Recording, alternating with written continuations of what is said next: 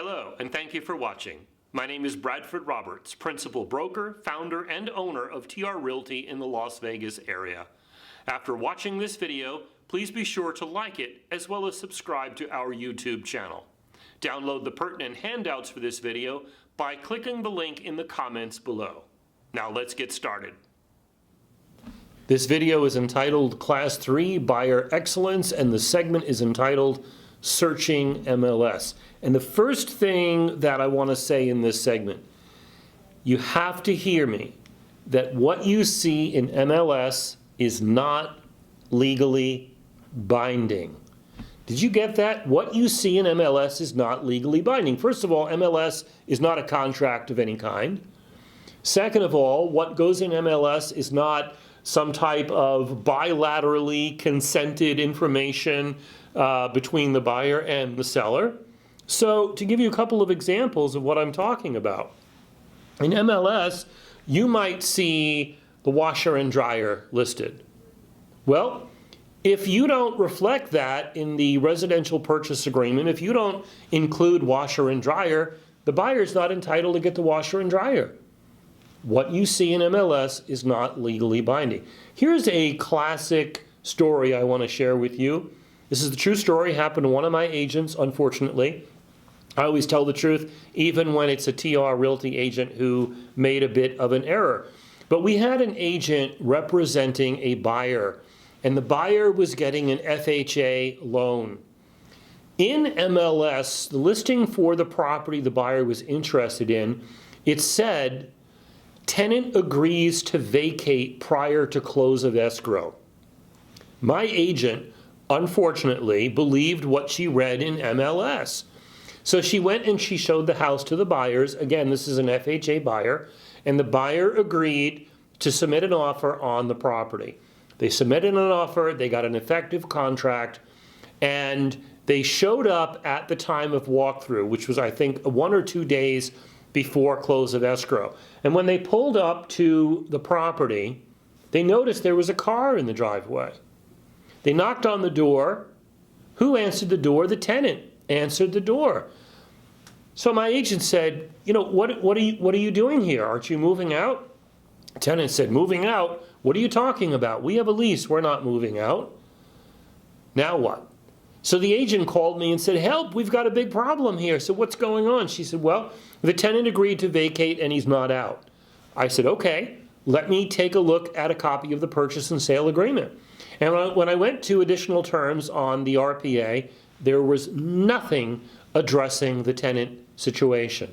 So did the tenant really agree to vacate? We had absolutely nothing in writing. So what you see in MLS is not legally binding. If you want to know the resolution to that story, go ahead and shoot me a text. I also want to mention that if you spot a violation in MLS, you need to click. There's a link in there in every listing to report a violation. It's anonymous, by the way. They can't see who's reporting it. So please report the violations and keep our MLS as clean as possible.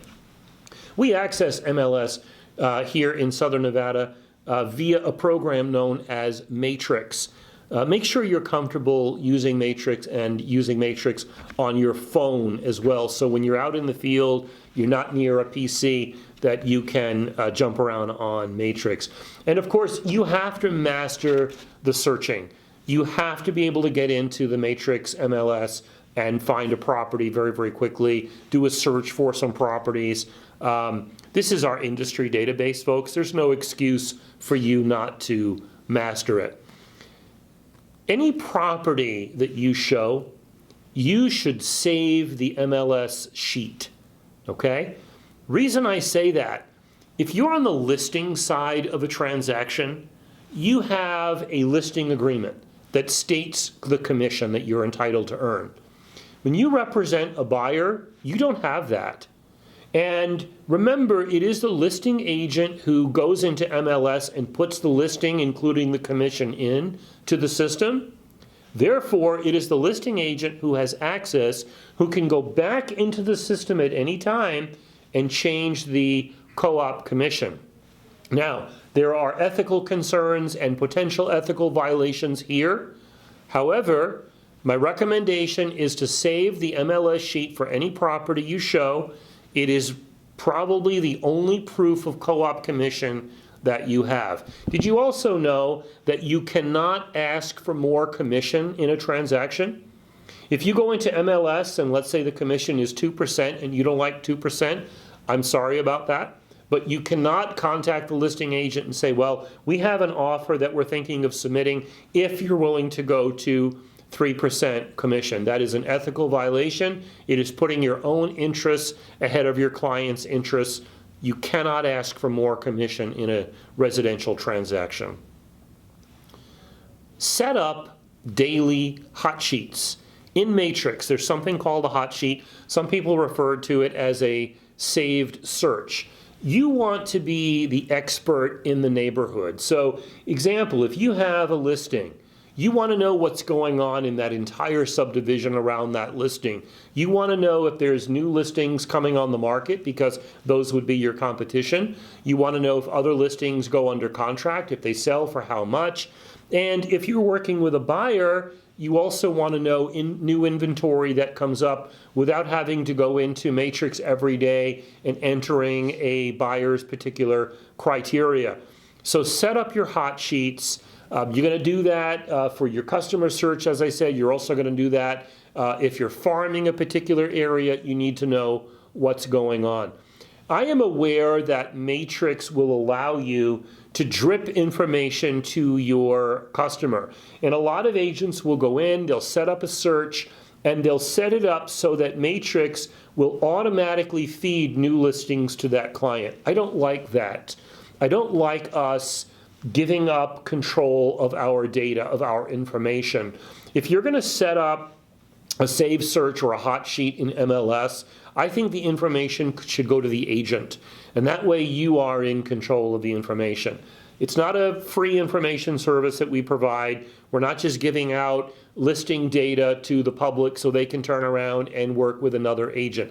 And for God's sakes, if you are sending information to a customer, once you get them into escrow, stop. Turn off the automatic data from flowing out to the customer. I've seen it happen so many times when a buyer's agent is working with a buyer, they get them into escrow, information is continuing to flow, and now they cancel the escrow that they have because some other house is looking better. Please turn off the automatic Matrix alerts once you get somebody in escrow. Be sure to read the agent-to-agent remarks very carefully. There could be all kinds of information in there that you might need to know, and if you don't read it, could get you in a lot of trouble. Never give out a full detail view report. Full detail view includes contact information for the listing agent. It could include things like alarm codes, gate codes, security information. It could include the commission. So that is not something that we are allowed to give our customer. Never give out a full detailed view report. That is only for real estate agents. And when it comes to doing comps, we're going to get into comps a lot more in Class 4, but I think Realist, R-E-A-L-I-S-T, Realist, which is built into Matrix, is the best way to do comps. I would like to thank you for watching this video. I hope it was informative for you. If you are licensed with another brokerage in Southern Nevada and would like to talk with me, please text me or visit our website. See you next time.